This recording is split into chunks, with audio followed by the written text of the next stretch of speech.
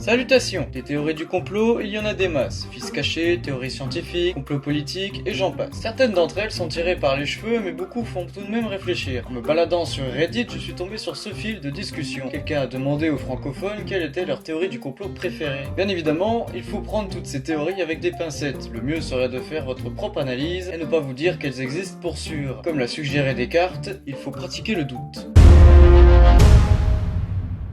On commence avec une théorie qui revient assez souvent, une théorie selon laquelle Justin Trudeau serait un fils caché de Fidel Castro. Pour bien comprendre la théorie, il nous faut décrire les deux personnages. Justin Trudeau est l'actuel Premier ministre du Canada. Fidel Castro, lui, était un révolutionnaire et homme d'État cubain, dirigeant de Cuba de 1958 à 2008, ayant instauré un régime communiste après la révolution cubaine. Dans un contexte de lutte contre le communisme, la CIA a tenté de l'assassiner plus de 600 fois. Sans grand succès, mais ça on le verra dans une autre vidéo. On accusait Fidel Castro de violation des droits de l'homme, révolution politique et de contrôle strict des médias et liberté d'expression. Ainsi, il existe une théorie qui prétend que Justin Trudeau serait le fils biologique caché de Fidel Castro. Cette théorie s'appuie d'abord sur des spéculations concernant la ressemblance physique entre les deux hommes, ceci à différents âges. Cette théorie prend également en compte les voyages de Pierre Elliott Trudeau et Margaret Trudeau, les parents de Justin, à Cuba dans les années 70. Une image a aussi beaucoup tourné sur les médias, il s'agit d'une photo prise en janvier 76. Certains pensent que cette photo serait en réalité une photo de famille déguisée. Sur cette photo, on peut voir Margaret Trudeau, la mère de Justin,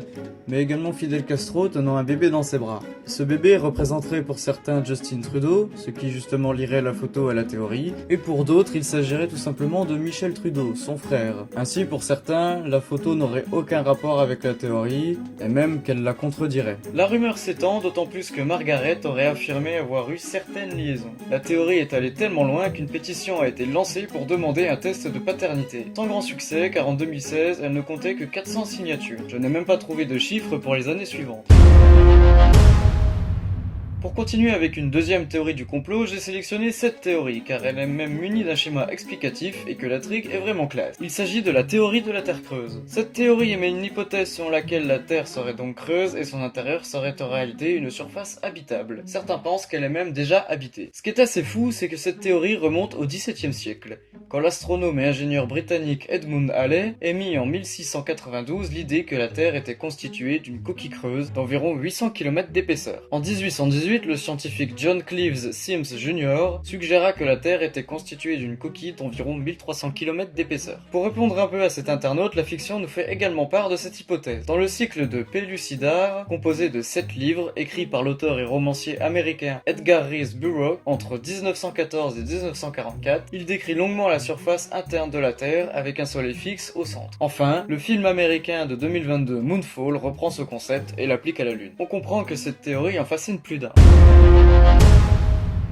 Pour finir, on va parler de la théorie préférée de celui qui a créé la discussion, sur laquelle je me base pour cette vidéo. Il nous fait part de la théorie du temps fantôme. Théorie qui veut que 3 siècles n'ont jamais existé et qu'il s'agit d'une invention de toute pièce pour combler l'histoire. La théorie du temps fantôme, également connue sous le nom de Phantom Time Hypothesis en anglais, est une théorie du complot formulée par l'historien allemand Heribert Illig en 1991. Selon cette théorie, une période de 297 ans, allant de 614 à 911 après Jésus-Christ, aurait été inventée ou falsifiée dans les chroniques historiques. Illig affirme que les événements et les personnages associés à cette période, y compris Charlemagne, n'ont jamais existé et que cette période a été artificiellement ajoutée par des autorités médiévales. Illig base sa théorie sur des incohérences chronologiques et des anomalies dans les documents historiques, ainsi que sur l'absence supposée de progrès archéologiques et culturels durant cette période. Selon lui, cette falsification aurait été orchestrée pour diverses raisons politiques ou religieuses par le Saint-Empire romain germanique et le Vatican.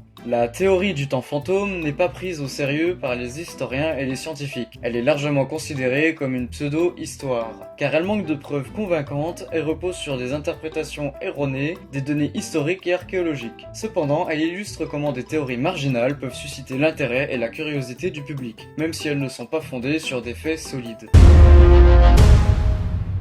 La vidéo va toucher à sa fin, mais avant voici une théorie bonus. Il s'agit d'une théorie selon laquelle les oiseaux ne sont pas réels. Elle prétendrait que les oiseaux sont en réalité des drones exploités par le gouvernement des États-Unis. Je vous rassure, cette théorie est en fait une théorie parodique. Cette théorie a été créée en 2017 par Peter McIndoe, un jeune américain, lors d'une manifestation à Memphis dans le Tennessee.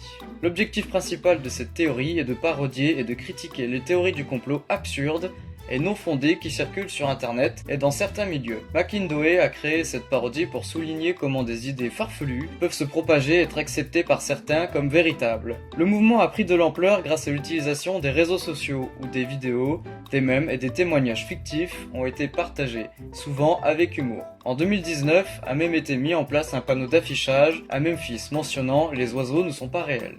McIndoe fait plusieurs apparitions dans les médias et assure la promotion du mouvement Birds Are Not Real lors de plusieurs interviews. En 2021, il déclare qu'il travaille à plein temps comme porte-parole du mouvement, gagnant de l'argent grâce à la vente de marchandises. Cette vidéo touche à sa fin, si vous voulez partager d'autres théories, je suis preneur. Cela pourra faire l'objet d'une seconde vidéo. Merci et à bientôt.